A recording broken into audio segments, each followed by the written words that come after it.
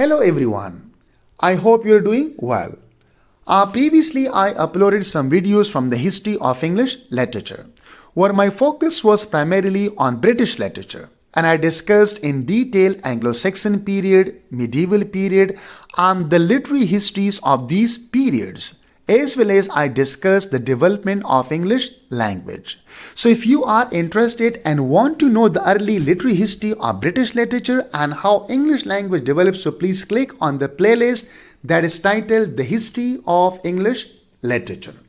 From today onwards, I'll upload and discuss some lectures in American literature. So this will be our first and introductory lecture in American literature that is titled The First Encounters. The first encounters between Native Americans and European explorer. Let's see.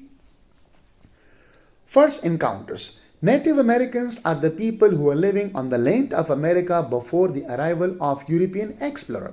And European explorers are referred to the people of France, of Spain, of England, and so many other European countries. So after the Renaissance, these people wanted to explore the world and to have trade with other parts of the world. For the purpose of trade, they arrived to different parts of the world and they made them colonies. So along with other parts of the world such as Asia and Africa, they also arrived to America and they made colonies in America, in South America and North America. So some European countries made colonies in North America while some made colonies in South America, right? So let's see some more detail. First encounters Native Americans and European explorer. Here you can see images of Native American, right? And here you can see images of European explorer. They arrived on the shore of Atlantic Ocean, right? In a big and huge ship. Here you can see that these are illustration of Native American people who are looking with surprise to this ship, right? And they are surprised that what this object look like. Is it like a sea animal? It's like a house? It's like a big fish? Or what is this? Because they haven't seen such kind of huge object before. So surprisingly, that this part of the world where today we have Canada, America, Brazil, or Caribbean. So these parts of the world were cut off from the European countries for centuries. So the people of Native American, they did not know that people are also living across the Atlantic Ocean. And the people of European or people who were living in Europe, Africa and Asia, they did not know the people are living also across Atlantic Ocean, what is now today America. So these people were cut off from each other for centuries. So now they are looking with surprise with this ship because it happens after Renaissance in Europe that these people, European explorers, also arrived to America. So this is illustration or painting of a Native American by Atlantic coast. First they look at with surprise that what is this ship about? This surprise might be animal or might be a dangerous animal. So they were ready to fight, right, to take on it.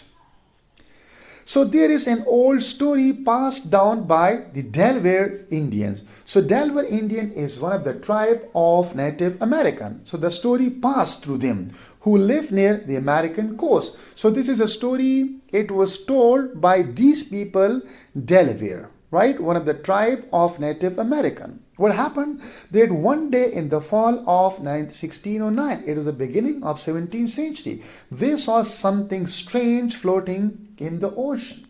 So some thought it was a huge fish or sea animal. Other believe it was a giant house floating on the water. So as I told that these people, they did not know that people are living across the Atlantic Ocean. And the people who are living in Europe, they did not know that people living here. Because when Columbus arrived to America, so he died, but he did not know that he explored a new world. He thought that he reached to India, he reached to Asia, right? So this is an image, okay, for the first time when the European explorer, they came, right? So image of the 17th century European sailing ship, early 17th century. As it came closer, they realized it wasn't a fish or an animal. It was a ship, and not just any ship. It looked like a house full of people, right? European explorer. So these people looked different from the Native American. They had lighter skin, wore unfamiliar clothes, and spoke different language, right? It was something strange for them. They're different people with different clothes, with different languages they spoke, right? It was something surprising. This is a ship, image of a ship where these European explorers they came through. So you can see here that Henry Hudson, right? He was one of the early European explorer. And today we have a river in United States of America that is known as Hudson River. So Hudson River is named after Henry Hudson, right? Who was a Dutch explorer. New York area and Henry Hudson. So the ship stopped near the land that is now called New York. Which ship? The European explorer ship, okay, on the coast of Atlantic Ocean. So it stopped near New York.